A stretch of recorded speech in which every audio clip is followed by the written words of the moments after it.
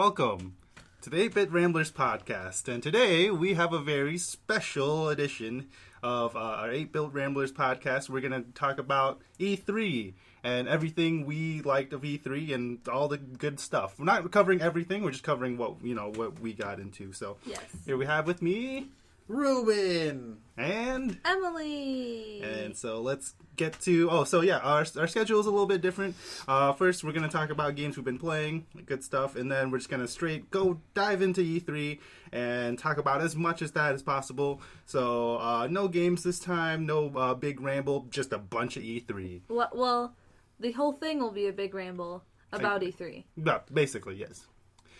But, that's why you came to this podcast. Yes. So, That's not why I'm here. I think it's time for me to leave. I come here for the quick time question events. Yes. I'm leaving. That's why we put them in the beginning, so you can listen to those and then just tune out. Yeah. So, let's go ahead and start with the games we've been playing. Emily, do you want to go ahead and start with that? Sure. Not too exciting. We've definitely heard about it before, but I recently really got into Overwatch. So we got it for the PS4. And I, traditionally am a console gamer, so I really like it on the PS4. I've never played it on PC, but I know, it's terrible. Living in the Stone Age. Gosh. But yeah, I really like it. People, because the game is kind of new, people aren't the best, so it gets kind of frustrating, but it's still fun. Bots are fun. Yeah, you get stuck in that ELO hell where you're just teamed up with people who are terrible all the time. Or people who are even high level and still that's where mess I'm around. stuck at. I'm only level 20-something, but for some reason my ELO is a little bit higher, so I get matched up with people who are around level 100. Last night was the first time I ever saw someone level 212. What are they doing? He was on my enemy team, so that's great. But yeah, that's where I am. I've just been playing Overwatch, having a great time. A lot of my friends have been picking it up slowly, more and more picking it up. I'm playing with them on the PS4 and PC. I hate and love both because I'm terrible at the PS4 because the controller is just way worse control than keyboard and mouse, and then I'm terrible at the PC because everybody I get matched with is just insanely godlike with Overwatch characters. But there's a good little break in big games right now, so Overwatch is just filling in the void for Emily and I. So Ruben, what have you been up to? I've been playing Kirby. Ooh. Oh yeah, we watched the trailer. Reviewed, Yeah, we watched the trailer for it. We were all like, we're gonna buy it. Super excited. I was the only one who did. Ruben was the only one that did it. Well, now we definitely don't have to buy it because we can just hear him talk about it. Unless you guys want to play the multiplayer. Ooh. Oh yeah. Probably might play that on.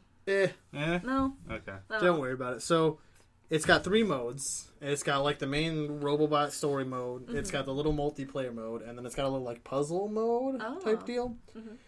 The story mode is just Kirby with the mech. The mech is pretty cool. You can get a bunch of different powers for it and everything, and it changes the whole way it looks and everything. And the whole game plays just I don't know if you guys have ever played the new Super Mario Bros. For the DS. No. But what it is you go through and there's 3 big coins in each level.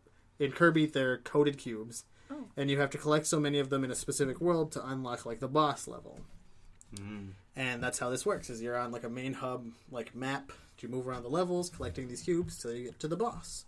And if you collect all the cubes, you unlock a bonus level. Ooh. Where you can collect more cubes. I don't know what happens if you get all the cubes in the game. I haven't beat it yet. Mm-hmm.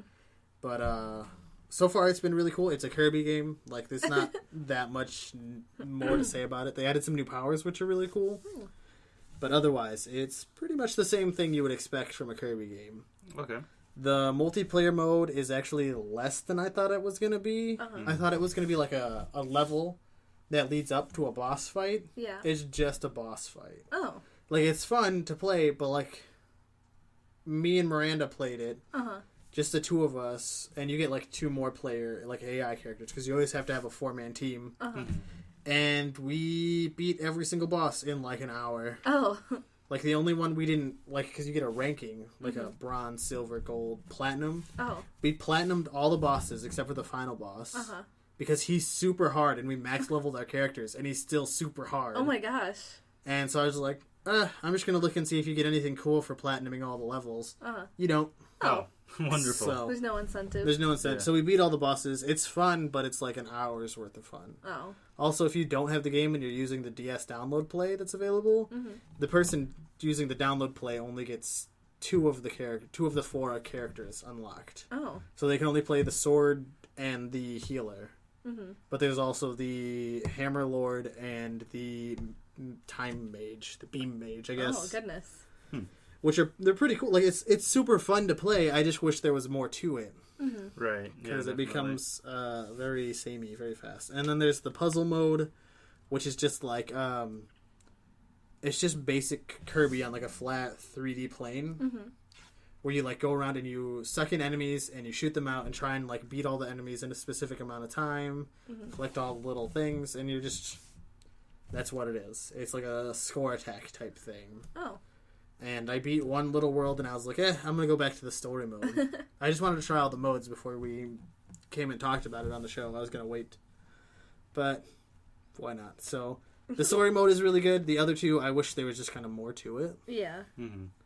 That's unfortunate. Yeah. But I'm really enjoying the story mode, so I say that alone it was worth because it's not like a $60 game. Yeah. Right. So, it was worth it alone just to get that story mode. Cool. Okay, yeah, at least that's good. All right, so now we can dive into the big part of the podcast. E3 coverage happened earlier this week. Wow. And like yesterday. Hopefully I'll get this out in time. Yeah. The last podcast took me over a month to get it out. Gosh, yeah. I'm hoping to get this out. Like, yeah.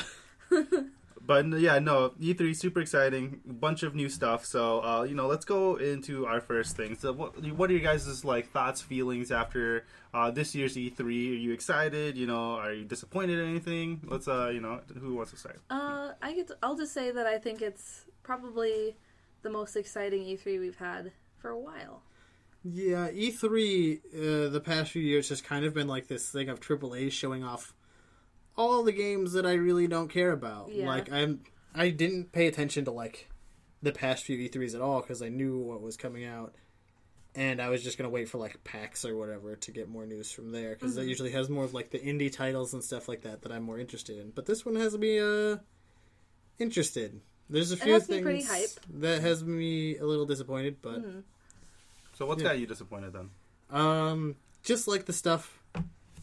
None of the stuff that's been talked about, it's actually all the stuff that hasn't been talked about that's got me disappointed. Yeah. Nintendo didn't talk about their new console, neither did PlayStation. They have the new, like, slimmer model of their... Oh, yeah. The sleeker, sexier PlayStation. It's funny that Xbox is doing the same thing, where they're making their slim... This has been a thing over a while. Yeah. Yeah. But, Xbox, the 360 didn't have a slim model, did it? It went into, like, the black one. Though. Yeah, it became like a sleeker. Yeah. But sleeker, it didn't become a slimmer. No. Yeah. Like, PlayStation usually ends up getting the slim. Like, it's been that way since, like, PlayStation 2. Yeah. I told it to to them before, but I think this E3 is a little bit more exciting because the games that are coming out, the developers have probably been working on a while. The previous E3s were kind of boring because all the games weren't, the next generation consoles just came out, so we can't get anything too big or too exciting. I think the one that really broke through first was probably like Fallout 4 as like the big one. Did they announce that at E3 last year though? I'm not sure when they announced that. I remember watching the Bethesda thing for whatever con it was. Yeah. But I don't know if it was E3 or not. I think they just announced it on their own. They didn't do it at an event, which was like, everyone was like, wait, what about E3? And they were like, we'll do it on our own time. But in like the history of like how long the console's been out, like now's a good time to start putting out the games because the console's been out for a while. Everyone's kind of picking it up. I think there's still more PlayStation 4s out there than owners than Xbox One owners, but still, sure. The next console is getting picked up, so that's a good thing. Any more thoughts or feelings on just how E3 was? Just in general, it was good. It had its cringe moments, but I think any event does. I didn't really watch anything other than like the showcases and the trailers. I didn't see any of like the performances or like what booths look like or things like that. Right. So I don't know any of that stuff. I did notice that all at the Nintendo panel, at least. I didn't know about the rest of it. They all had the little rainbow. Yes, a lot of people had the little rainbow ribbons. For Orlando. Yeah, which was great. I thought it was super sweet. In a lot of respect. Yeah. I was like, I don't know, because I worry sometimes that like the Japan side of Nintendo is a little bit too traditional. Yeah. And so I didn't... like removed. Yeah, and removed from things. So I didn't know if they would be about that. But they did. So I thought that was really nice. Yeah. So, yeah, great thing all around.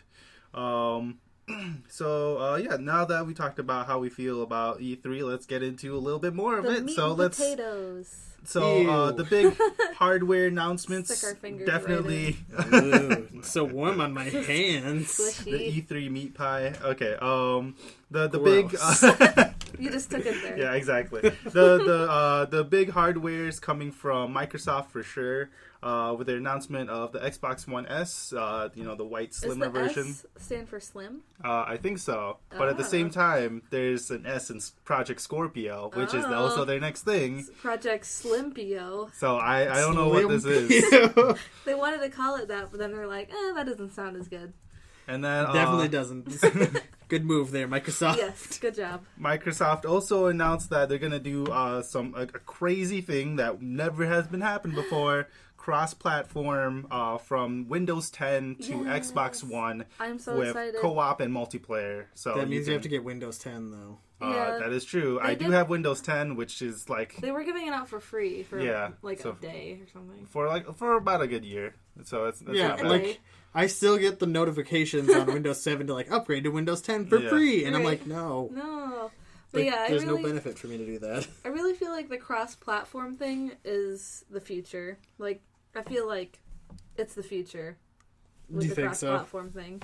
Because it's like, I remember, I actually kind of assumed that's how it was for a while, because I never had, like, a PC and, like, a PS4 at the same time. And then we got Diablo, and I was like, if I play this on PC, do I still have all the same stuff? And Jan's like, no, you have to buy the game again to play it on PC. And I was like, what? But now, you don't. They said you retain all of your achievements, all your progress, everything. So, if you have Windows 10. If you have Windows 10. Which I'm still not convinced is enough to sell me on Windows 10. They're going to rope you in no matter what. Eventually, I'll have to move up to whatever they have next. Right. Or I'll end up being one of those guys 11. who's still using, like, Windows XP or something. Yeah. Vista was the best. Vista? I'm still using Windows 98. It's pretty vintage. Oh, yeah. Got the disc. Yeah, the floppy disk. Okay, and I don't know... So the Xbox One S, I think they said the starting price was like either $300 or $400. I think it was $300. $300, so it's cheaper. I don't know if that means there's less things in it. Oh, I know it doesn't have the Kinect in it. Oh, yes, yeah, it doesn't have the Kinect in out. it. Yeah, phasing the Kinect out. I don't remember what else they said, but which that's good. Isn't really that big of a deal because I don't think many people even utilize the Kinect. I don't the PS4 think there was any like Kinect games out in like the past year or so now. Basically, the Kinect was just used for like the interface, which isn't really that big of a deal. Which always kind of creeped me out. Yeah. It was just them trying to compete with Nintendo. Yeah, because they wanted the motion stuff, but like Nintendo kind of got the jump on it super fast, so they're already like way better at it. The hardware was just stronger. Else. And then Project Scorpio is there. It's probably not going to be called that later, but they said holiday 2017. Yes, holiday 2017. So between October and February is my guess. Any holiday in there could come out on Halloween. I don't know. Yeah, could come out New Year's. But I have a really important question. Emily, can you say February again? February? Yes. Okay. There's an R in it. There's just nobody ever pronounces that R. It's a silent R. So it's not silent. It's February. No, it's February. All my February people, rise up. I'm calling you out. This is so weird because I think we're the February people. Yeah. Yeah, you're definitely. both born in... Because February isn't that great, so... It's pretty okay. great. Yeah, I'm in my opinion, it's okay. It's kind of mushy. Yeah, I like the mushy months. It's like when the snow is melting and you just see the dirt. Well, it used to be that way, but I think the past couple years now it's been really wintry. Yeah, winter is definitely longer. Thanks, global warming. Well, I don't know if it's longer. I think it just shifted. Like, we don't get winter in December anymore. Yeah, it kind of starts in January. We did have that huge snowstorm in November, though. Remember? That's true. We got like 6 feet of snow or some shit. I don't know. Our weather's been all messed up here because we had snow like last week or some shit. Yeah, it's like June, and it was like 30 degrees last week. And I think we got some flakes. Yeah. It was bad. It was a bad time for everybody. Yes. I just wanted to point out, Emily said February wrong. It's not, there's no right or wrong way. Alright, back to Project Scorpio. So yeah, it's supposed to be like full like 4K definition, high fidelity for VR, whatever that means. I mean, we probably should look into it or something, but VR is not really like well known right now, so I wasn't too worried about it. But it's not really on our radar because we don't have $500 to lay down to spend. I'm just gonna assume it just means it's able to run it super well. But they did make a point that it was going to be like for developers to make the like highest quality games they could possibly pump out. But they said it was going to be part of the Xbox family. So any game that works on Xbox One and any game that works on Project Scorpio will work for every like console between. So it'll work for Xbox One, Scorpio to Xbox One S. Is that going to be all of it will be in one. What's the word? I don't know. Is that going to be good for us though? I feel like that means the developers are going to have to develop like the same game, like two versions of the same game on one disc, so that it can go back and forth. Yeah, that's the big issue here. Well, the big concern is that project developers are going to try to get the highest definition like graphics and whatever. So they're targeting straight for Project Scorpio because I mean that's the thing that's going to give them the best like looking game. And then someone sticks that into their Xbox One, and they're just going to get a completely like different experience, watered down. Yeah, watered down experience. It might even be like kind of like laggy in the sense like it wasn't. It's trying to load. Yeah, it wasn't trying to. It wasn't rendered correctly for the lower graphics. Or something. Yeah, it'll be like when we get a. What is that called? When they make a game for one console and then port it. That's the word I'm looking for. Port? Yeah. It'll end up looking like a bad PC port or something. Or like a PC game getting a bad port to a console, which I don't know if that's ever happened. But right. And I know developers usually have to account for that on PC a lot because someone could be playing it on a laptop and then another person could be playing it on like a really souped up PC. Yeah. And then they have to account for that and make the game able to run on any of it.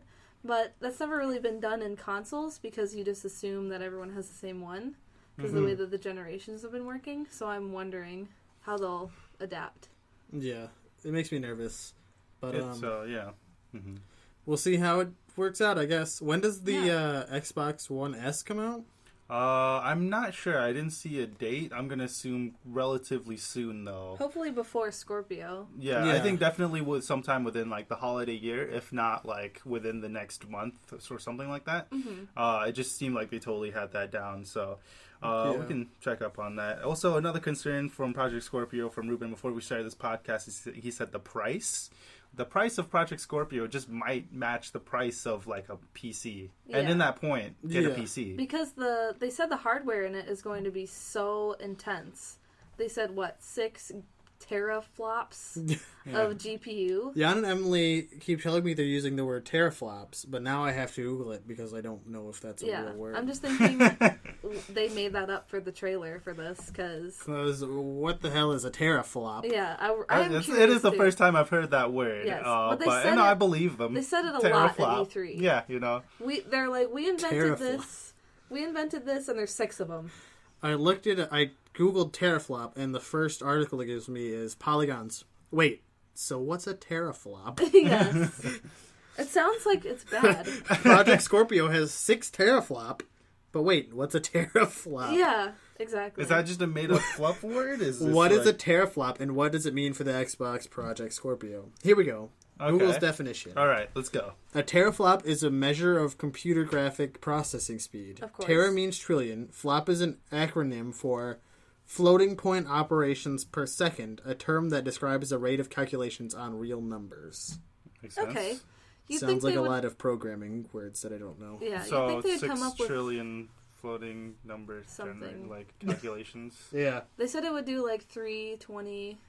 It basically has to do something? with processing speed. I just don't know what a teraflop is compared to anything else. It was for it was for GPU. So I mean, just a really good graphics card, basically. In other words, it's gonna be hella good looking. 4K graphics card. I'm gonna just assume that's really about it.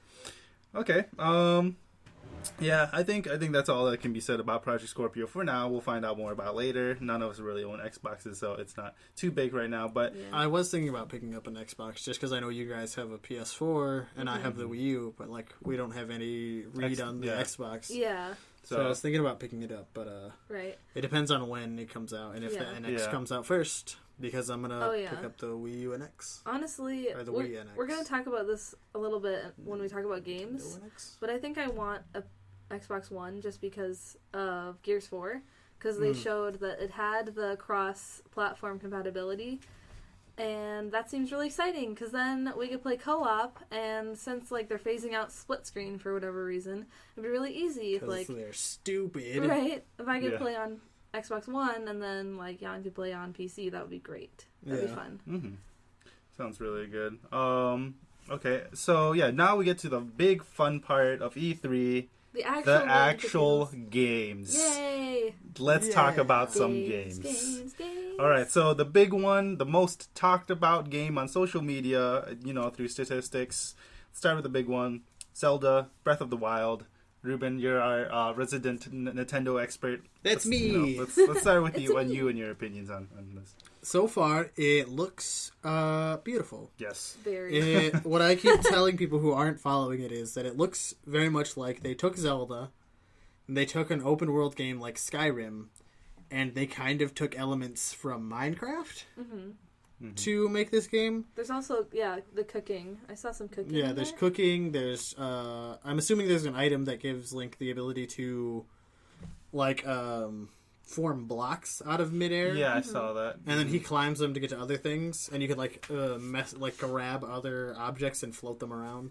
He also chopped down a tree to make a bridge. Yes, they showed him, hopping on a wild horse and trying to tame it, climbing like the sheer side of a mountain. Yes, I was like, can you climb anything? Because that sounds like game breaking. But then I guess they would account for that and put like cool stuff like a really sheer cliff face. Yeah, no, I think what it might be actually is Zelda's famous for gaining items and being on the Zelda. Well, I mean Link in Zelda games is famous for getting a bunch of like. Don't items. get that wrong. No, people I was just saying burn Zelda you games. at the stake. As a steak. It's famous for like getting items. So maybe the climbing cliff faces and stuff might just be like he gets gloves that like lets him climb everything sense, or something. Actually, so yeah. But still, would he then be able to climb anything or just like specific? That's a good question because sometimes games just like you can climb walls, but only this wall. Like the one that's wall lighter specifically color. marked. The lighter color wall. But they didn't show it being lighter colored or anything. Yeah, like it looks like a he was normal. just going up. Yeah, so it's going for it. Okay, anyways, keep going. There was also the paraglider item that looked really cool. Oh, yeah. Something they used in Wind Waker already. Oh yeah, with the leaf. But with the leaf, but this time it's just a paraglider.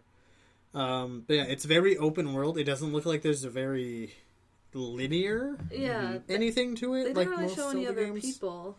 Yeah, they didn't show any other people. They showed moblins and like the different things you can do to like deal with them instead of just like charging in head on. You could like roll gigantic rocks off a cliff on them or shoot beehives down. the premise is that he's been asleep for like 1,000 years, right? Yeah, I think that's what it is. Do you think he's gonna wake up and there's like not gonna be any people left? Just ruins? It's like a post-Hyrulean apocalypse, but it's like beautiful and perfect. Yeah. You know? Well, it's so far in the future that like Wild has overgrown. Yeah, that's what just, it looks like. You know, which is great. But then at the very end, they show his sword, Mm. and you're like, but it's rusty. Yeah, it is. It's very rusty, just like the letters in the title and everything. But, so I don't know. Yeah. Speaking of weapons, post-apocalyptic Link. Yeah. Speaking of weapons, they look super cool because I heard his all like your weapons can break and you get to pick up enemies' weapons and you just get a bunch of different fighting styles just because you can use like a crap ton of weapons. That's super exciting because like the only thing that we've got to play with in most Zelda games is just like the long sword, bombs, or like a hammer. You know. Well, I mean, yeah, we get a hammer every once in a while, but as like your main weapon, like it's basically a sword. So. You don't super use cool. bombs as your main weapon? I mean, I don't have that many. In Wind Waker, I always used the Macablin sticks. But yeah, no, I haven't heard too much about the story yet. I did see they're gonna do something really cool with the Wolf Link amiibo. Oh, mm-hmm. So the Wolf Link amiibo in Twilight Princess unlocks a new dungeon that wasn't in the last game. If you beat that dungeon, you put the Wolf Link amiibo on it, and it's like saved something to the amiibo. Oh. And then in Breath of the Wild, you put it on there again after beating that dungeon, and you get Wolf Link as like a wild companion. Oh, cool! That makes it super worth it. Yeah, that's insane. Wow. Yeah. And so, like, I don't know what it was because I haven't beaten that temple in Twilight Princess. But, like, apparently, like, however many hearts you have, you save it onto the amiibo, and that's how many hearts Wolf Link has. Oh, cool. Wow. Yeah. Do you think once Wolf Link dies, then you won't be able to summon it unless you, like, summon it again? Or well, I don't know. Yeah, you have the amiibo. It's like he dies, and you're like, boop. Just take it off and put it back on. Yeah. He's back. Yeah, interesting. Yeah, but that looks really cool. I didn't get to watch very much of them diving into the temples. Like, that's what I was watching just before we came over here to record this. But, like, it looked... The lady said in the opening area there were, like, 3 main temples that you go into. Okay. And they're just scattered throughout. There's, like, no main path to them. But if you climb up the main tower or whatever, you can kind of see them. And after you beat the 3 temples, you unlock the hang glider. But she said there was, like, throughout the whole game... like 100 or some temples that you can find and go through. Do you think these aren't like main temples? These are just they're just little. Yeah, I don't know. Huh. So very Skyrim-esque, where you can just wander into some place and get lost. They're all different, probably. I don't know what like the main driving force behind this game is. Like, yeah, that's what I was curious too. In all Zelda games, it's always like, oh, you gotta save the world from Ganondorf. He's breaking stuff, and you gotta fix it. He's stealing stuff. Yeah, he's doing dark stuff again. You gotta stop him. Right. It's your job to stop him, kid. Yes. And this one, you're just like, oh, I woke up. Yeah. And there's nobody around. I guess I can do whatever I want. I'm just gonna run around and do random crap. No, cook I'm some gonna soup. cook stuff. Like, I'm gonna cook myself some soup and kill some people. Yeah. Kill the native wildlife. Oh God, yeah, exactly. I guess some things we can assume is that one of the shots we saw Hyrule Temple still standing. And I think that was like Mount Doom, right? I think so. I think. Oh yeah, he walks in. Presumably, it's Mount Doom. It could just be like a volcano. So you're in Hyrule, and also there's that woman's voice that tells you to wake up. Oh yeah. So I'm gonna assume you have to do something with the woman. Is that Princess Zelda? Maybe. Are we assuming it's what Princess Zelda? What if she is actually an immortal and she's 1,000 years old? That'd be pretty interesting. You know how it's supposed to be a new Link every time? What if it's not a new Zelda every time? Yeah, it's the same What if it's been the same Zelda? Yeah, that would be sweet. That's a pretty good theory. Yeah. I like this. I feel like maybe Navi like was actually just like a kid fairy, and then after 1,000 years she finally grew up and she's like a hot lady fairy, and she's like, "Hey Link, I'm finally ready for us to get married." And he's just like, "I have no idea what you're talking about." She's just the most annoying wife, and then it turns into like a sim. It makes me wonder, like, where does this Legend of Zelda fall on the timeline? Because the timeline of Legend of Zelda, like, splits Yeah. into like 4 different timelines. So is this one like at the end of like the best timeline or the worst timeline, or maybe at the end it's all a dream, and do they all mix together at one point and just meet here? Ooh, I know. Maybe it's all a dream, and then he wakes up and it's the very first Zelda game. The very first one. Yeah. No, the one on like Game Boy, like the original Game Boy, I think, the gray one, right? The gray one. Yeah, the big thick gray Zelda one. and the Gray Adventure. I think I played that one. It was pretty hard. It was quite different. I didn't beat it at all. I found out recently that I think Zelda 2 is the last Zelda in the Zelda timeline. Really? Yeah, like Really? the Wow. very first one for the Nintendo Mm-hmm. is like second to last in one of the timelines. Oh wow! So maybe it is a prequel. And then Skyward Sword is the very first one in the timelines. So maybe he wakes up and then it's Skyward Sword. It is Skyward Sword. Yeah. You wake up and you're just like, oh wait, well, I'm playing Skyward Sword now. Yeah, like you Wait a play like the second. first like little part of it, and then the Yeah. game ends, and it's like, go play Skyward Sword. Yeah. Hey, please eject this. Please insert Skyward Sword. Yes. Okay, so is So- there anything else we want to say about Zelda before we move on? Looks good. Yeah, looks good. I'm Yeah. worried they might be trying to do too much and might have to tone it back. Oh no. I guess time will tell. Yeah. Yeah. That's usually how these things go. Yeah, Mhm. I'm excited though. Yeah. me too. Okay, so Emily, this is a game you're really excited for. I think Yes. we've talked about this a little bit before in podcasts. Yes. Tell us a little bit about Gears 4 or Gears of War 4. That's kind Oh, of Gears 4. Oh, I've had so Isn't many it mixed just emotions. Gears 4 now? Well, it was Gears 4 when they announced it, but then at E3, they had the whole Gears of War 4, and the 4 wasn't the A in Gears anymore, and I was like, okay, that's fine. I'll keep calling it Gears 4. But, As everybody else will. so they said it was going to be one of the first games that they would have, was it called Play Together? Where you can something like that. you can play it on Xbox One, and then I don't know if you're sick of that, you can play it on PC and have the same guy, same progress, same achievements, and then switch back. And then you can do co-op, you can do horde, and any online you can do cross-platform with Gears. Do you have to be hooked to the internet to do all that? Is it saved on like a big internet cloud somewhere? I'm gonna assume so. I Because think so. I think it's already kind of that way. There's like I bought Rise of the Tomb Raider on like the Windows Store. Yeah. And for some reason that's connected to like my gamer tag and stuff. So Oh. and like achievements and stuff. It's like so in there. Maybe yeah. that was like the groundwork for it before they announced it. so yeah. But yeah, Definitely some so internet thing. I'm excited. When they first announced it and I found out that it wasn't going to be made by Epic, it was just going to be made by the Coalition, I was like, I'll wait to maybe see how it is, but I'm just Gears of War trash, so I'm getting super excited, and I think I'm going to get an Xbox One just to play it. But yeah, they have they showed the gameplay from E3, and it's kind of weird because the story of it seems uninteresting, and the characters seem like cheap knockoffs of the old characters. So like they have Marcus's son, and he had like a crummy one-liner, and then they have the guy who is supposed to be like Cole, where he's like, woo, loud guy, whatever, but he's like obviously like watered down Cole.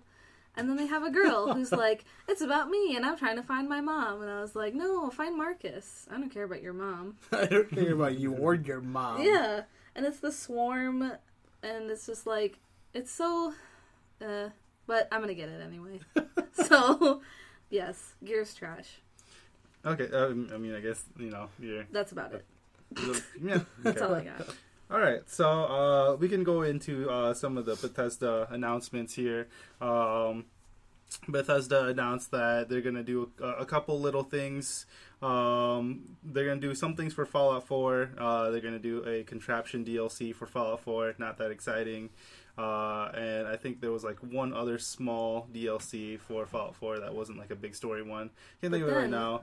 They tapped right into my brain. And then they teased something called Fallout 4 Nuka World, which is coming around, I think, August, sometime in the fall. And I'm so excited. and and then they in an article later they also revealed that This is a place where there's a bunch of raiders. It's like an amusement park filled with like raiders, and guess what? You get to kind of join the raiders and do something evil. And Emily has a lot of things to say about that. So my very first reaction was, of course, excitement, because I was the evilest person I could be in Fallout 3, and it tickled something deep inside me, and it made me happy, because in normal life, I am very quiet and not evil at all. But, so in Fallout 4... you couldn't be evil at all, and I was very disappointed. You could be kind of like rude. Yeah, rude. Yeah, rude. A little bit sarcastic. Yeah. But you could never fail a quest line for being rude or aggro someone for being rude. I guess you could like fight them, but they wouldn't die. Yeah. And you couldn't enslave anyone. So yeah, my first reaction was excitement because I can finally play Fallout 4 again and be happy in my evilness.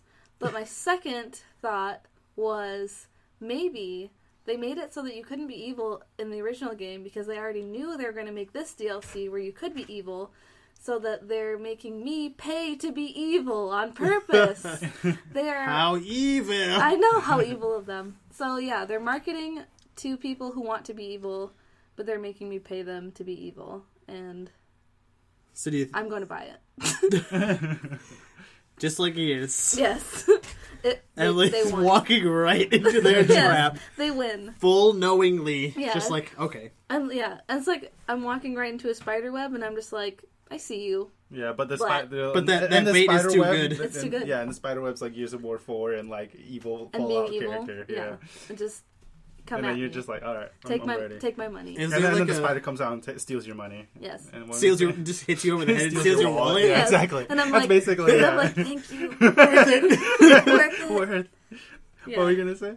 Is there a good branch to this? You know, I'm gonna assume because like Fallout 4 has been doing good all this time that there's gonna be some like measure if you're playing a good character, you're just like, oh, I guess this DLC is not for me. Yeah, they're like, I hate being evil in these games. You buy it, you walk up to the gates of Nuka World, and they're just like, you're too good, get out of here. Yeah. Damn. Yeah. That was actually what I liked about Into the Pit. Into the Pit was definitely my favorite DLC in Fallout 3 because it was about being a slaver. But I didn't like it because at the very beginning I was like the biggest slaver on the wasteland, and at the very beginning you walk up to them and you're like, don't you know who I am? And they're like, you're nobody in Pittsburgh, and they like still knock you over the head at that checkpoint, and I was like, don't you know who I am? So yeah. I just remembered the other DLC they announced is you can create your own vault, and you can basically play Fallout Shelter in Fallout 4. Isn't that exciting? That was like... But no, well, they announced another thing. Guess what? Oh. The new additions for Fallout 4, for Fallout Shelter, sorry. So, in Fallout Shelter, you can send your people on quests and meet NPCs. And, there's more. Wait, okay. You can play Fallout Shelter on your PC. Why? Who wanted that? Bethesda's doing a little too much right now. See, the weird part is I don't know if anybody asked for it, but they gave us it anyway. Yeah. I mean, nobody asked for Fallout Shelters in the first place, but it was a nice teaser until Fallout 4. To tide us over. And then Fallout 4 came out, and I was thoroughly underwhelmed. Yeah, and it kind of just left a bad Fallout taste in my mouth. It's like that sound in The Price is Right. That bump bump ba-na. Yeah. That's how it felt. But Nuka World might be good. Might be a good one. See, I was gonna say about the vault building thing is like the settlement keeping was like my least favorite part. No, yeah. Like, I don't know why I cared so much about whether my settlements lived, but like they were always under attack. Yeah. So whenever I was in the middle of doing something, I was like, oh shit, my settlement's under attack. I gotta go save those guys. Or like, I always worried if they didn't like me. If they were like, oh, you're here. And I was just like, what did I do wrong? I built you this place. Get out of here, you jerks. What do you want? To be honest, I'd never had a thing for the settlement building just because I felt like it was a cheap like fan service to all like big crafters, the crafting like. I really appreciated the weapon crafting, the weapon and armor crafting. That was fun. Yes, that was a good addition. That was great. Definitely good. It ended up working out a lot smoother than I thought it was going to. Yeah, I think because people liked it in New Vegas, and they're like, let's put it in Fallout 4. Yeah, they really streamlined it and made it a lot better. I think the biggest thing about that was super cool is that it made actual like appearance change on your weapons. Yeah. That definitely was super cool. Yeah. Like really big appearance change. Yeah. I remember I had a bat. I colored it blue. And then I strapped like super heavy chains around it, and I just renamed it Old Blue.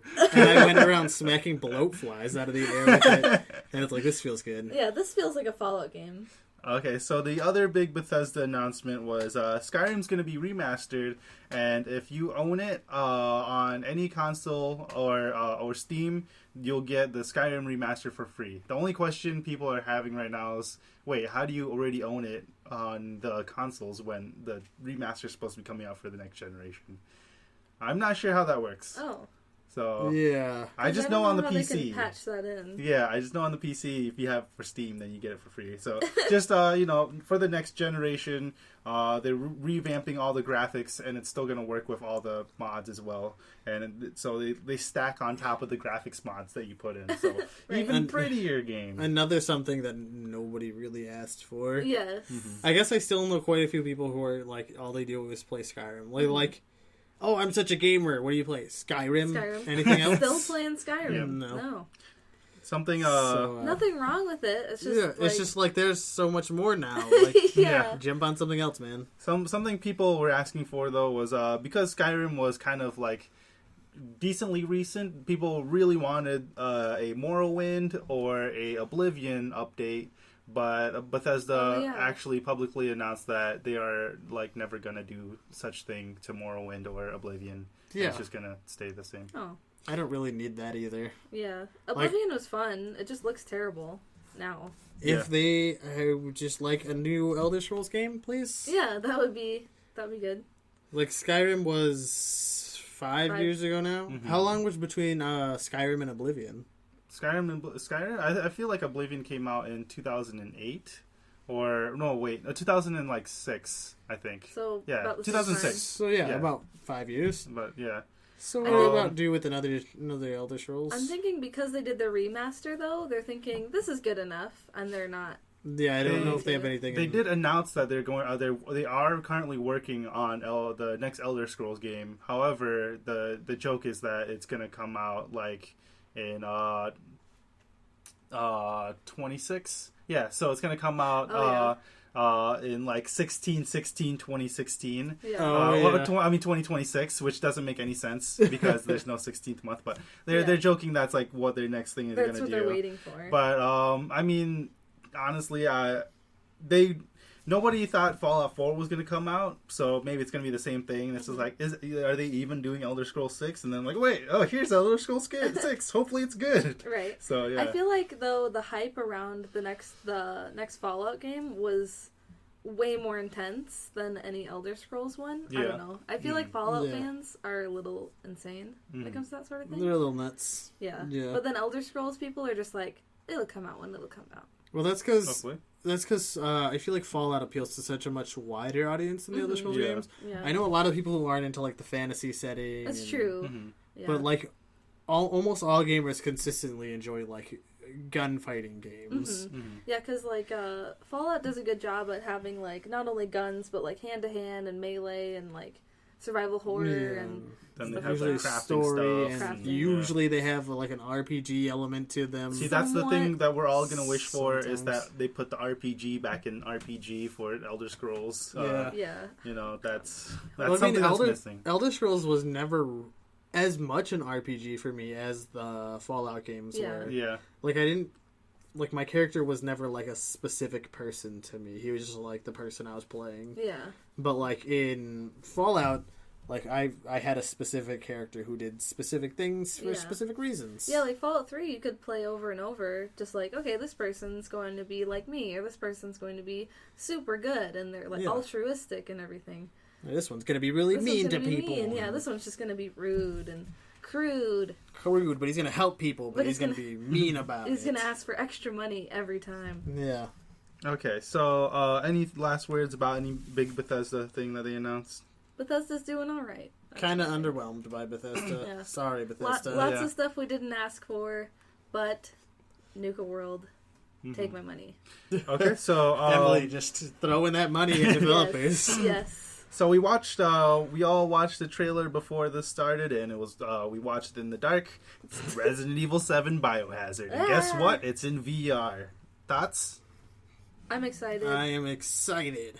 I'm terrified. I never got into terrified but excited. Never got into the Resident Evil games. I played like 5 and 6 is where I jumped on. Yeah. Oh, Obviously the bad, the worst jumping on point. Yeah. And then I couldn't play the old ones because they looked and felt like old. And dated. Yeah. Yeah. I have such a problem with dated games now. We're very Like spoiled. some old games like still feel really nice. Other ones just don't. Yeah. It's true. I True.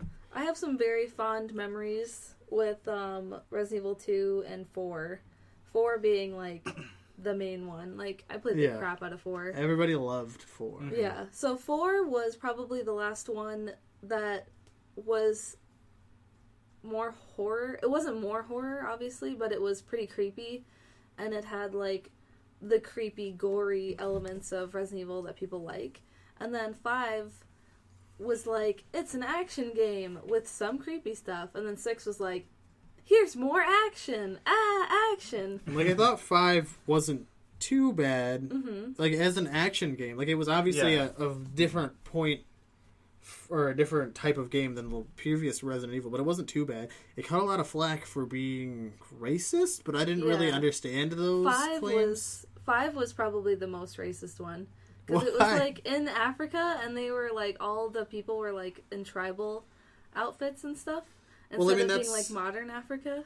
That was, like, what the deal was. I didn't care, of course, but that's just what I heard. It was kind of modern. It wasn't, like, it wasn't that they were in tribal areas. Yeah. It's that they were in, like, poverty-ridden areas. Yeah. And which so... video games do. Yeah, like... The thing I kept hearing was like, oh, you play as a white guy killing a bunch of black people. Oh, yeah. But, like, he was already an established character. Yeah. Who then went to Africa. Yeah, like, Chris is already in there doing his job. He just happens to be in Africa. And, like, it would have been strange if, like, this had been happening in, like, a very wealthy area, because things like this don't happen in wealthy areas. Yeah. They happen in very poverty-ridden areas. And in Africa...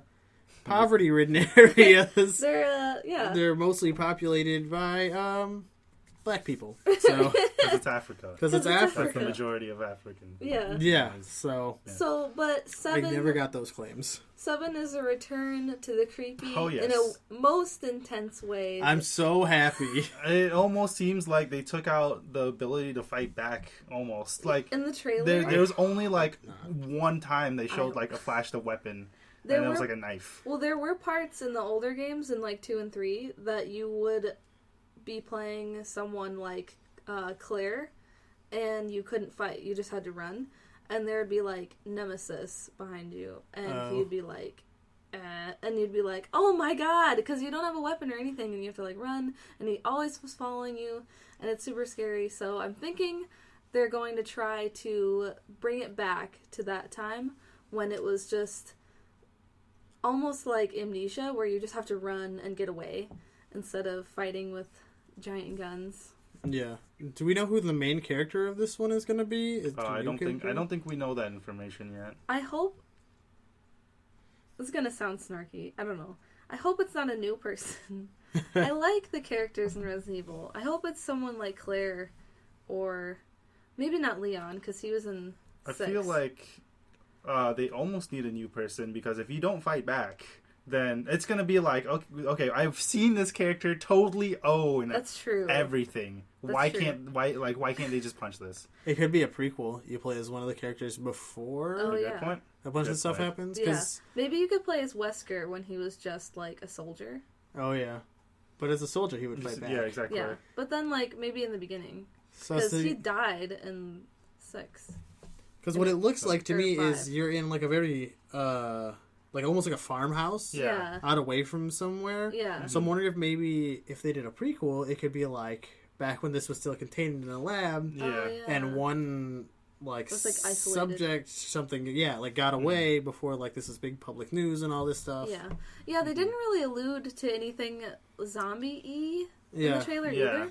They didn't really allude to anything. No, just it was a lot like, of shots of look horror. how creepy. It's very creepy. It's scary again. Get hype. Look at this dog's head. It's decaying, rapidly. Really fast. Yeah. Look at this implied basement. Oh, you're scared now. Oh, man. Like, it's dark in there. You thought this house was creepy. Think of the basement. I was like, the attic might be creepy, too, but they didn't show that. They could have. They could have. They could have shown... I don't know. Attics are creepy. Yeah. This house has an attic. Ooh. I don't like it. We gotta go. It's not creepy. The floors feel very thin. So, like, when you're up there, you're like...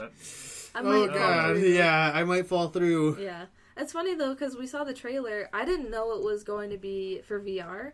So I was like, wow, this looks really scary, but, like, cool. Because, like, horror games can be really fun, even if they're really scary. But now that I know that it's VR, I think I'd rather watch someone play it. I'm not going to play it. What? We gotta play this. I'll watch you play it. No. Definitely not. See, Jan's not into it either. What? Definitely. If you have the VR thing, even if you don't have the VR thing, I'm probably not going to play it. So, yeah.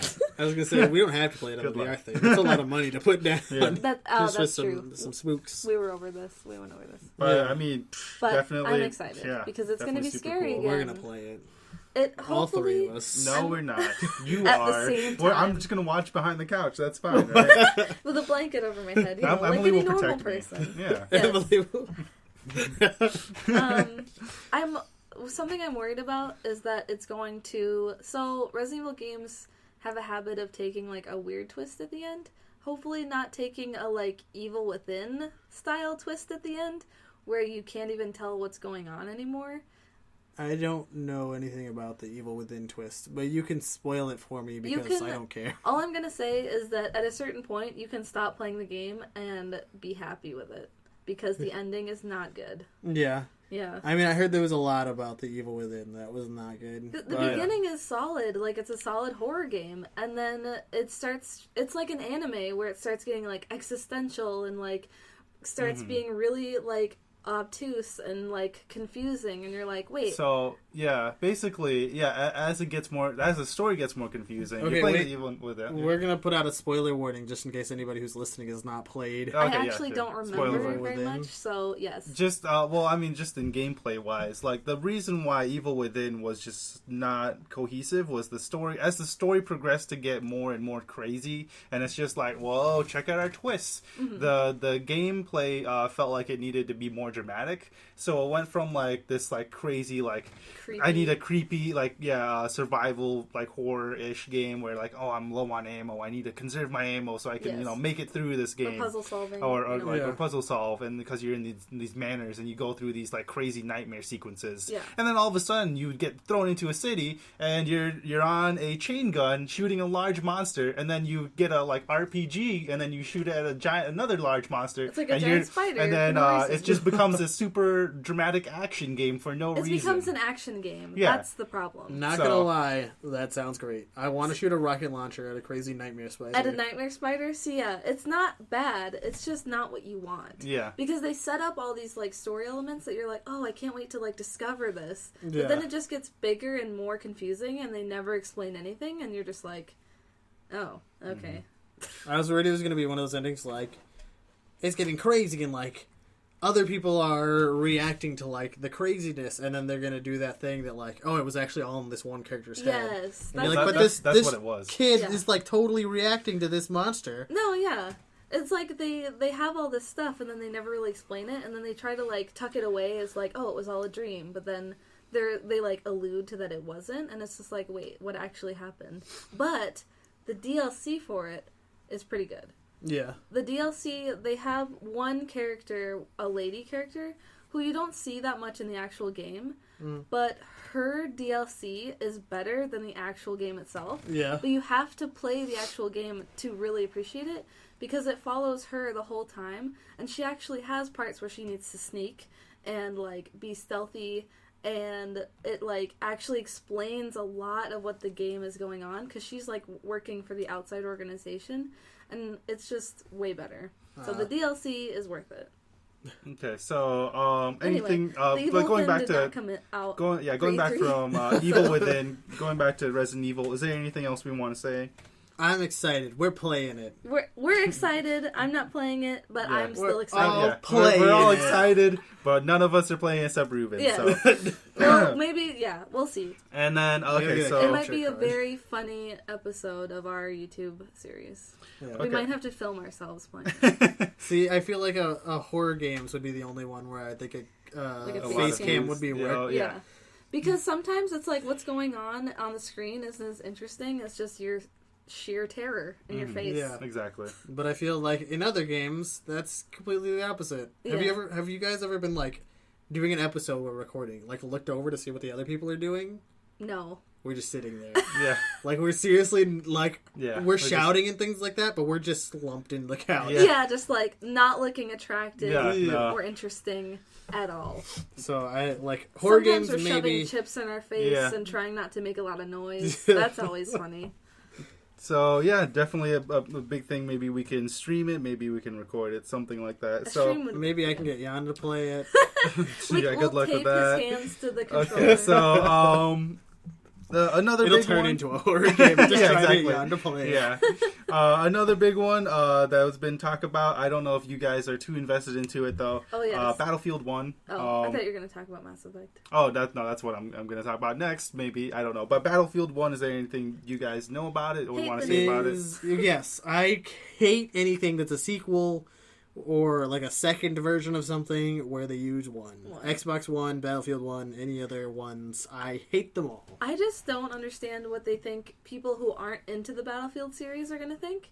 Because, like you said, something they have to consider as parents buying games for their kids. They're going to think that's the first one. Yeah. But then you don't put one at the beginning of the first of anything. Yeah. So I understand it because it's supposed to be World War I, but why couldn't they name it Battlefield World War I? Like, that's not that hard. I guess it's not catchy, but who cares? It's just a name. Yeah, they could have come up with so many different things than Battlefield 1. The only thing I ever think of where putting 1 in front of it is helpful is in the Star Wars series, where you have Episode 1. Oh, yeah. Because even though it's not the first one in the series, it's the first one in the timeline. So it has to be Episode 1. Yeah. Because then it's like demarking the like order, kind of. But then for this, it's just because it's in World War I, so they just threw a 1 up there, and they said it's just annoying. It's the worst. It's terrible. But I'm so excited. Okay, so moving beyond the name, which is, I agree, pretty bad. Not well thought out. But I mean, it'll be fine. People know what it is because it's one of the top most viewed trailers on YouTube, actually. You know, I think I was kind of saying this to a lot of my friends was that a lot of first-person shooters, Call of Duty, have been focusing a lot on the future. And just the next Call of Duty. They just go. They're just gonna keep going and go into space. But some people want to take a step back and like re-explore like the eras that have already passed. That's what I want because those like I don't very much care about modern warfare settings. Movies, video games, none of it. But I've been watching, like, Band of Brothers, because I'm a big fan of, like, all that. Rambo. Yeah, Rambo. Like, all that stuff. Yeah. Like, just classic war settings always interest me. I don't know what it is, but they just seem more, like, well thought out and more interesting. I think it's almost like oh my gosh. Okay. What excites me about it is that this is the way that people actually fought back then, We don't know exactly, but we have a good idea of, like, this is stuff that actually was used, this is what happened. And it's, like, a way to, like, immerse yourself in, like, the sheer, like, horror of it, of the war scenario, with, like, chemical warfare and, like, World War I and the trenches and everything. It's, like, people went through this. But then it's like, when you're in space in Call of Duty, it's just like, this is fun. I'm just floating around being a jackass. Right. I feel like that's the way it is with a lot of, like, modern warfare gaming is, like, it's just a lot of, like, straight running and gunning and then dying without very much consequence to it. Like, you watch people just, like, crumple over after getting shot and you're like, that guy died. Yeah. It's like, like, old-time war settings, like it just has a bit more impact. It's more intense. It's more like you actually get immersed in it, and like the fear and like the unknown. You know, something super cool I really enjoyed about Call of Duty 2 when it was about like World War II was that your gun sucked. Yes, and that was brilliant. And your armor because sucked. You had to work with what you had, and what you had was not the greatest, and so it was a lot of fun. It was like a challenge to use these guns that weren't the best. The grenades were pretty terrible, to be honest. The bouncing betties, you never knew where they were going to go. Everything was just kind of shitty, but that's the point, you know? And in Modern Warfare games, you have, like, they showed in the demo, your grenades, like, seek and home people in space. It's too easy. It's just like this, this is really not, is it that fun? You know, because, like, at a point, it just becomes kind of ridiculous. Yeah. Right. Which, I mean, is fun sometimes, but I feel like that's all they've been doing lately. Is Yeah, just the exactly. Modern Warfare ridiculous, They keep pushing that. OP technology. So going back to World War I is really exciting because it's like it's not World War II, which we see a lot of. It's World War I, so it's even more primitive, even more gritty. So I don't think a game has ever captured World War I, like a big game has ever captured World War I. So this will be a really interesting take on that too.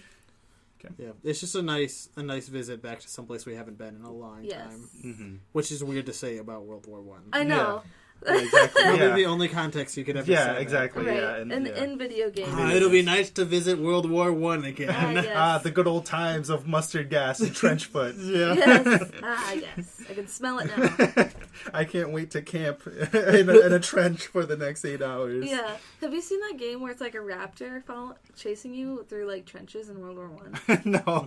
That's for another podcast. Okay, yeah. All right, so any more last words about Battlefield 1 before we move on? Nah. Looking Battlefield wonderful. Oh, yeah. Okay, so disappointed. Okay, so the next game we can talk about, we all played the first one. It's going to be Dishonored 2. You know, we saw a little bit of the gameplay trailer. Some of us saw the cinematic. Did you watch the cinematic? Yes. Okay, so yeah, we all saw the cinematic trailer. What are you guys' thoughts? I'm pretty excited. It looks like more of Dishonored 1. I'm excited. I enjoyed Dishonored 1 greatly. Looks great. Looks great. Like, the graphics look wonderful. It's one of those things where it's, like, stylized, realistic, so it's something that'll probably hold up for a while. Yeah, I think that holds up the best. When they try to make it really realistic, it's kind of like, after a few years, you're just like, this looks like crap. Yeah, this looks like kind of like garbage, but stylized stuff always holds up.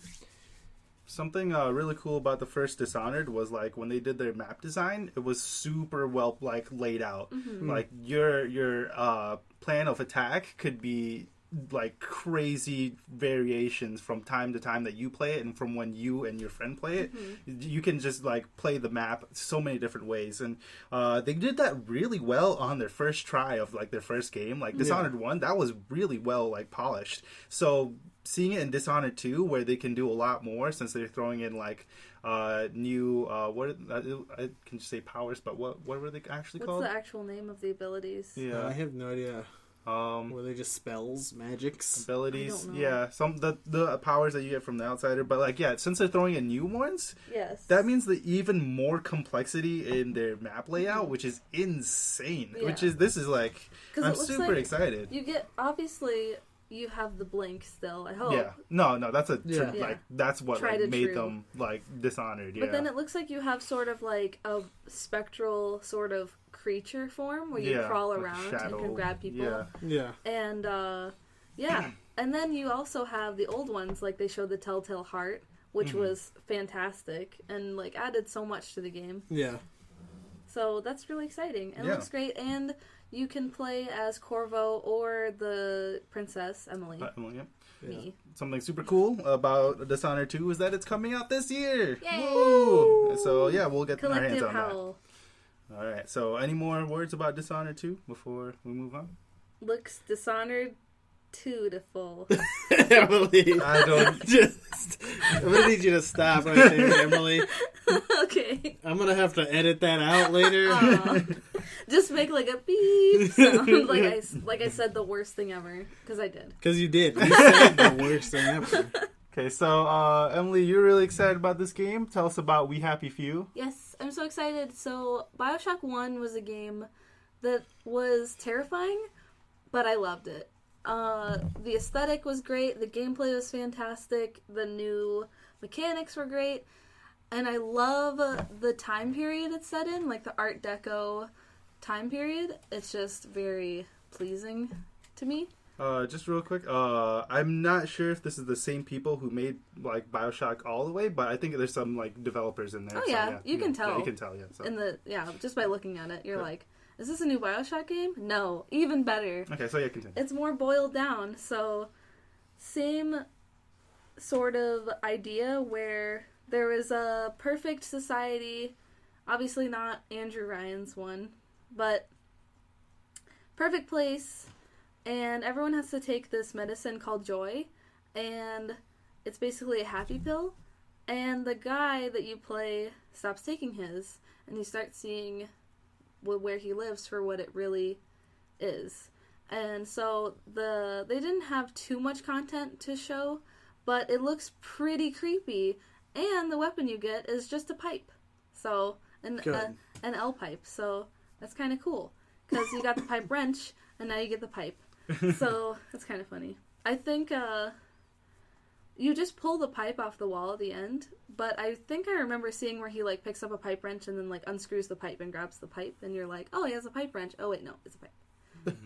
So yeah, so he uses a potential weapon to get a different potential weapon. Yeah, maybe, yeah, somehow. Like, but then it's like an homage to Jack. So I'm excited because it looks fantastic. Like, it looks good, and the story looks great, and it looks very riveting.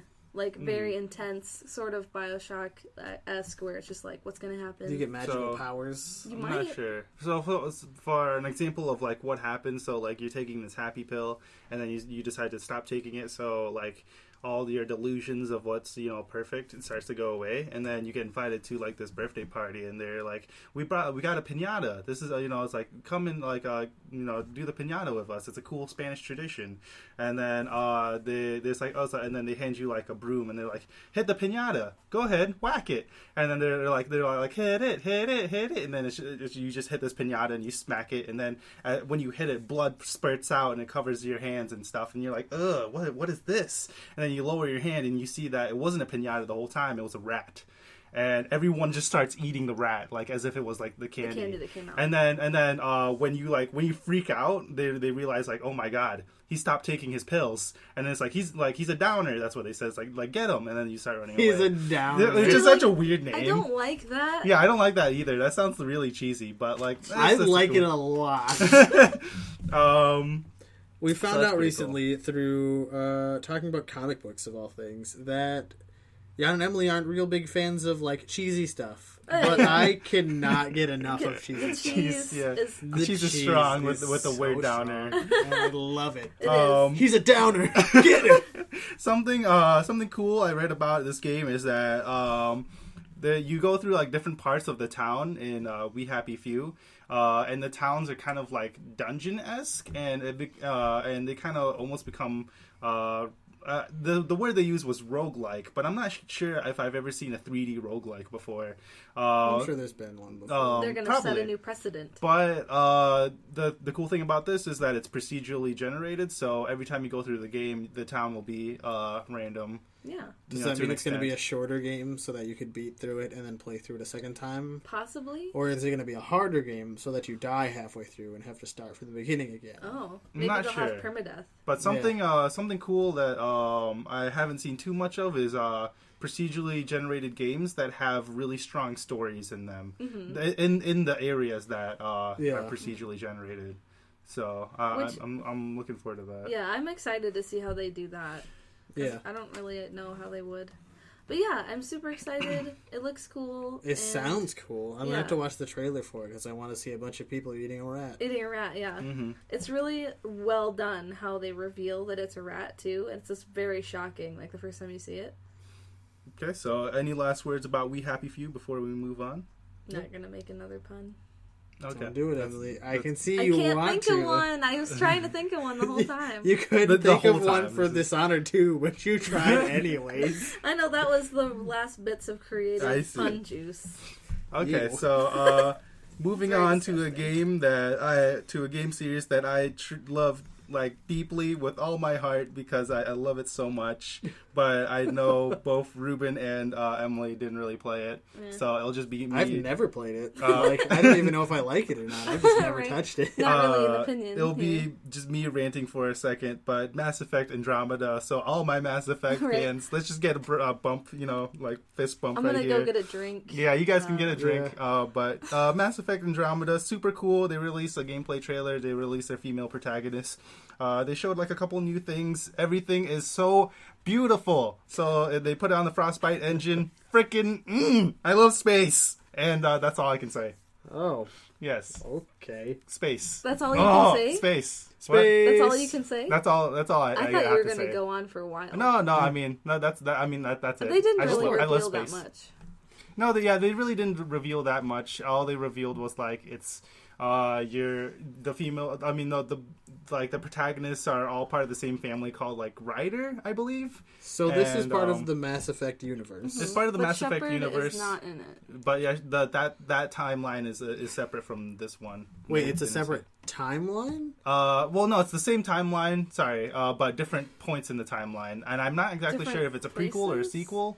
I don't know what was the main catalyst, or not catalyst, threat, I guess, in the Reapers? Mass Effects. Yeah, series. the generally throughout all the series, the Reapers were the biggest threat. Just these crazy like sentient machines, half organic things. They were just like super massive, and then they're just like, oh, we're gonna come and kill everybody in the Milky Way and restart life. And then they've been doing that forever. And so Shepard was supposed to stop them from coming. Yes, and he did. He sort of. stopped them. So are they We going don't to know. come back? Because the Reapers, I think they're done with the idea of Reapers. I think that would be pretty terrible if they brought that back up. So Well, I Reapers just keep are thinking kind of of like probably like a shitty main threat. because So. in Gears of War 3, didn't they stop the Locust? They completely obliterated all the emotion and all the locust. But now But now they're back there's again. the swarm. Well, So the they're- deal was sorry. Okay, go. Do you want to go? About the coalition? No, okay. I don't know about like the new Gears of Enemy or whatever. Did you want to say anything? Oh, I was about just going to explain to Ruben because he was wondering. it? Okay, yeah, go ahead. There's a swarm. So they're more like bugs. They have a hive mind. So it's just a new alien enemy. New thing. They look a little different, not too different. They have the same mechanic where they come out of a hole. So they're basically it's like the a Locust. cheap knockoff locust. So it's another one of those things that Gears 4 has that's just like, they're watered down locusts. Just like that guy's watered down coal. See, that's what I didn't know if Fallout, Mass Effect was doing here. It's Where it's like, he completely stopped them, but not quite. Well, I can Mass- almost guarantee you because, like I said, the Reapers were doing it to the Milky Way system, Yeah. and this takes place in a completely different galaxy, In Andromeda. In Andromeda. So. But could it be the Reapers coming to Oh, Andromeda? I don't know. It's See, made by that, the same... I mean, it could, but I would be highly disappointed if it was because I just Uh-oh. hate the Reapers as like a main threat again. Is it made by the See, same I people just- that made the It is old made ones? by the same people. So they're probably not going to do that. Okay. See, It that's is made why. by the same people. Because I feel like that's a thing that happens in a lot of these, like, very story-driven, like, humans versus aliens Yeah. type thing. Like, 'Cause- in Halo, I think, they kept... It's always the Flood. Yeah, it's always the Flood. Yeah. They keep stopping the main threat, Mm-hmm. but not really, because No. they needed a sequel. Exactly. Because Yeah. that shit made money. Exactly. Guess what? More Flood. Yeah, Yeah. more Flood. 'Cause We they always, release like, more of them. We beat them this time. Oh, wait. We need another game. We already made the perfect threat. Let's just bring it back. Yeah. See, that's what I wonder. I hope not, because I would be super upset, and let's not think about it, because I like the idea of Mass Effect Andromeda, where it is right now. Okay, so we'll go ahead and move on before I get too upset. Oh, no. We've moved beyond to tears. No. My game! He was so excited. We deconstructed it right away. Okay, so we can talk about Kingdom Hearts 2.8. I don't know if you guys saw the trailer or anything. I don't think we have much to talk about. Even if there was a trailer, I don't know what new stuff they would show, because it's just all the games mixed together, isn't it?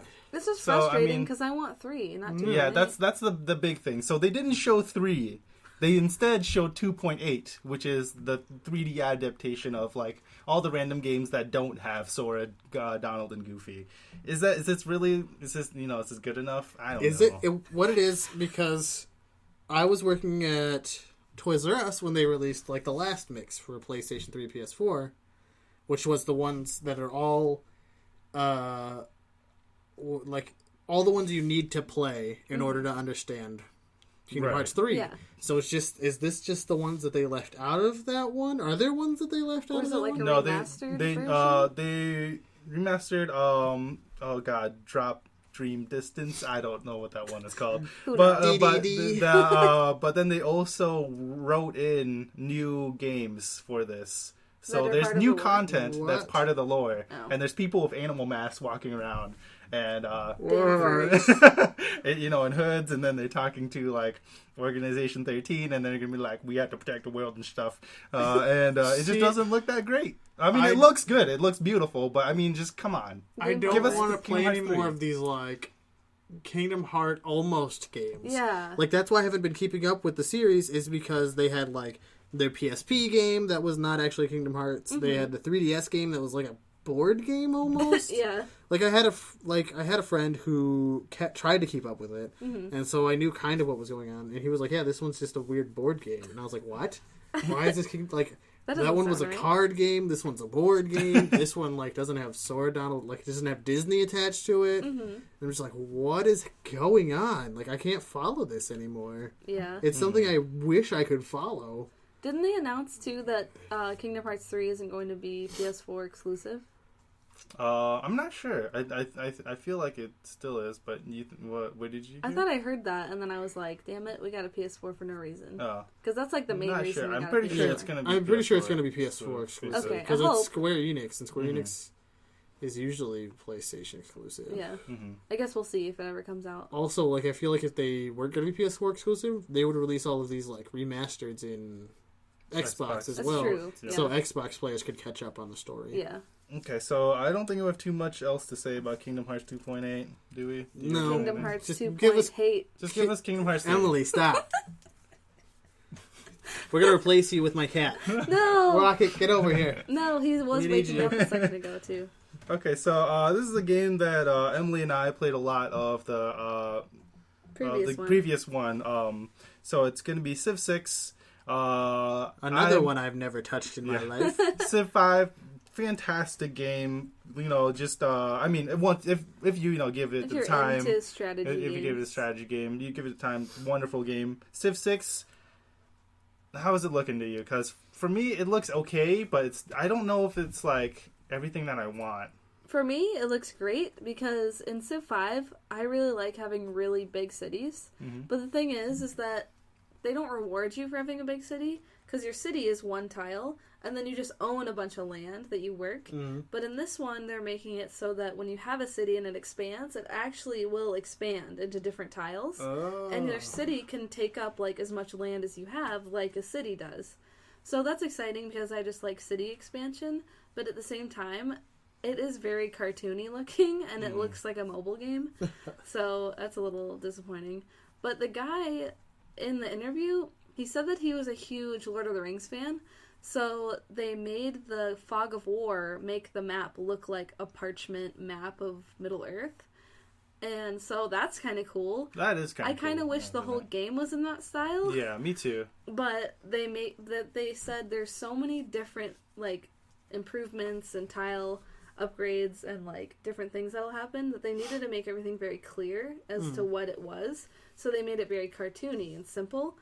And it's not really the best looking. But because I've always known they'd had like that super realistic style to it. Yeah, but now it's more like a lot of people are complaining. I mean, it'll look okay. I just want them, make sure the gameplay's all set. You know, you can kind of get past the graphics of a game if the game is just a good game. Yeah. So, and also, hopefully, it still supports a good, strong modding community. And then, if you don't want that cartoonish look, the people will just mod a freaking realistic mod over it. People will mod anything in Civ, and it's fantastic. So, I mean, you know, there's still a lot of time before it comes out. So, you know, it could get better. Yeah. All right. Hopefully. And, so, the last game, like I said, we're only covering games that we wanted to talk about. There's so many games that were announced at E3. It would take us a long time to, you know, cover all of them. So, we're talking about the games that we just want to talk about. Let's cover all of them. Change the format. Okay. We're getting the rest of it. All right, let's pull it up. We're gonna cover Yokai Watch 2. We're covering all of it. All of it. That's all I can Yokai remember. Watch 2? Yeah. Oh, okay. Cute. Cool. I didn't beat Yokai Watch 1. Yeah. I'm still borrowing it from Emily, and I haven't beaten it. That's okay. I haven't played very much of Fantasy Life either. Yeah, I was like, she still has my Fantasy Life game. We're holding each other's games hostage. For no reason. Yeah. But the last game we have on our list is Detroit Become Human. Yes. The same game developers who made Heavy Rain. So a lot of story choices here, and they showed us how different outcomes of the same situation can be played out in their new gameplay trailer. So within the gameplay trailer itself, there were 6 different endings. So I thought not predicted, because we don't know yet, but I mentioned this when I first found out that Detroit Become Human was coming out, and it was made by the same people that made Heavy Rain, because Heavy Rain was one of those games that it was really fun to play through and then ask people what ending they got. Because there's so many different endings for each person that you play, and you have the perspective of like 4 or 5 different people, and it's like really interesting because there's so many different ways to do the same thing that get different outcomes, that when I saw Detroit Become Human, I was like, this game is going to be huge. It's going to have so many different endings, and then when we find out that there's going to be different perspectives in the game, just like Heavy Rain, it's going to be gigantic. And I'm so excited because that means that there's so much gameplay, so much replayability within this game that looks really interesting. And it's set in Detroit, so that's cool. Yeah, because we're all from Michigan. Yeah, Michigan. Michigan. Yeah. So that not means near Detroit, though. So, well, we've been there. yeah, I mean, you're not a Michigander unless you've been to Detroit. Right?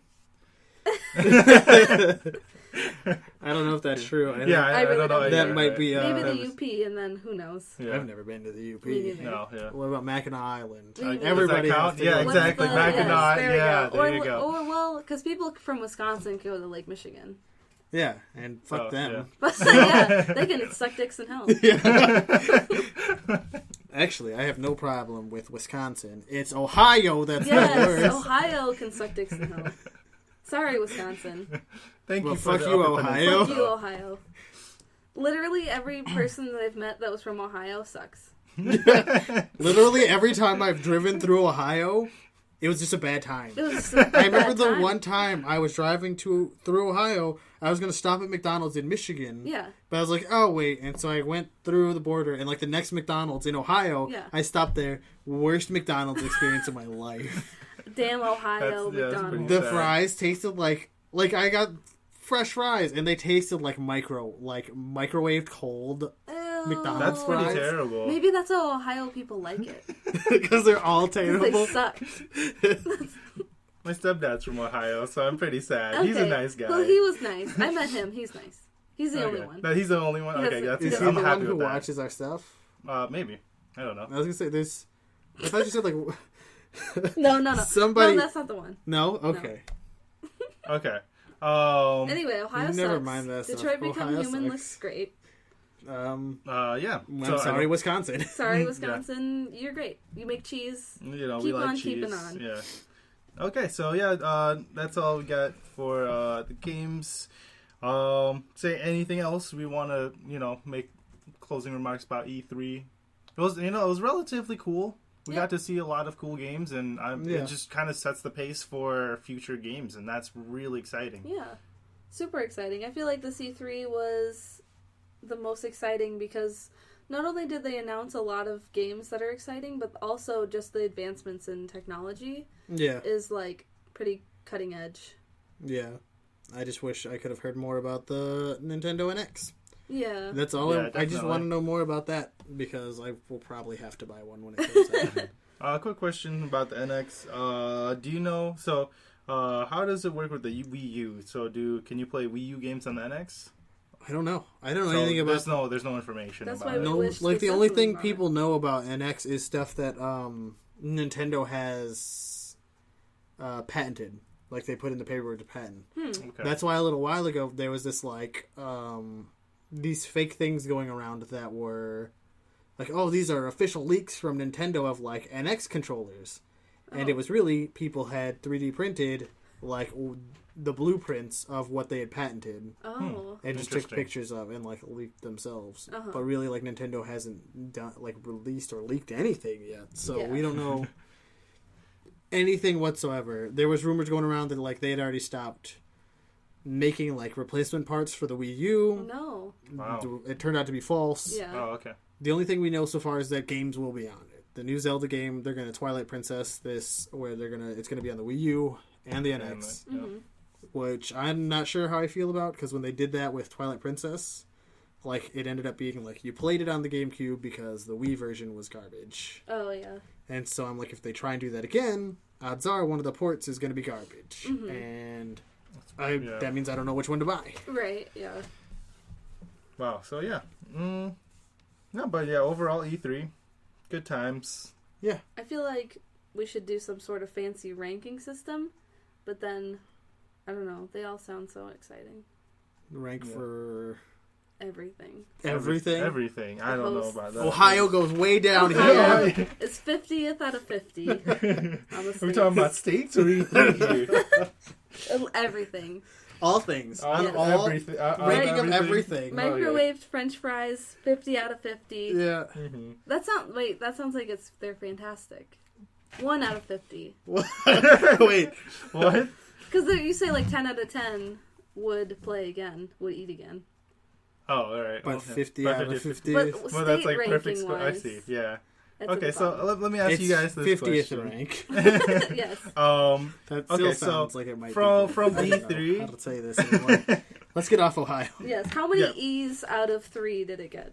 No, wait. So I have a little bit of question. I'm not sure where that one was going. Okay. But so we'll go around the 2 out of 3. 2 E's out of out of the 3. Okay. So going around the table, Ruben, what out of E3 excites you the most out of 2016's E3? Obviously, the new Zelda game excites me a lot. I'm ready to try that out. And there was another game, but now I can't even think of it. Let me look at this list we have written here. We Happy Few sounds really good to me because we'll probably watch the trailer after this. I want to be a downer.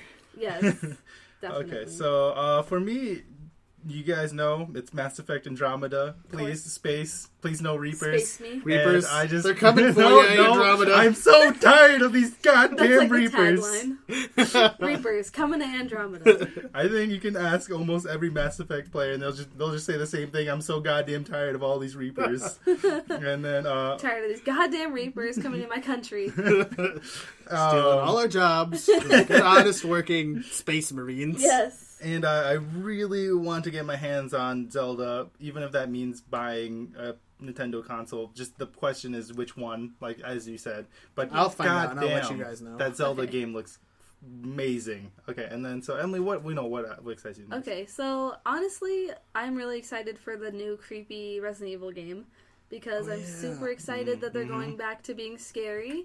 That's really exciting. Even if I have to watch it and I can't play it, that's fine. I was going to say, I'm so excited to get you guys to play that game. I don't know what you're talking about. Anyway. Next recording session, we got to play Resident Evil 7. there's a demo. We're going to out. wait. I think there's a demo out. I'm not sure if it's open to the public though. But so I mean, it could be possible. So. And I was going to say the Asylum game that I can never remember. Outlast? Outlast. Yes. We got to play good. Outlast. Mm-hmm. A lot of dicks in that game. Yes. The perfect game. Yes. And I'm really excited for cross-platform co-op in Gears 4. Because that's the future. To me, that's the future. All I can think of is you just talking about, it's all just watered down Gears. I'm going to buy it anyway. Yeah. Oh, and Nuka World. Oh, yeah. Oh, yeah, definitely. The traps. all the traps. All the spider webs. Oh, that yeah, I'm just exactly, yeah. willingly walking like, into. Do you guys ever wonder why, like, game companies keep making stuff like this? Like, who's buying this? It's buying Emily. this? Me. Emily is Yes. keeping these things afloat. Yes, random things. Me. Why are there so many Call of Duties? Emily just keeps I buying just them all. can't stop playing the campaign. They're so good. I only play Call of Duty games for the campaign. All right, thank you guys for listening. We had a lot of fun. It is actually 2 a.m. where we 2:30 almost. 2:30 when we're recording This that. was an so- emergency E3 podcast. Exactly. That's a lot of Good thing it's E's. not coming out for another month. For another Yes. until next E3. Yeah. So, thank you for watching. We had a lot of fun with this little special edition of E3, and this. Hope you liked it. Yeah. Sorry for the puns if they made your ears bleed. Have a nice night or day, whatever you Time. are. Time. Time is Have an a good illusion. time. Yes. Suck butts, Ohio. Good night. Good night. Good night. Good night. Good night. Good night. Good night. Good night. Good night.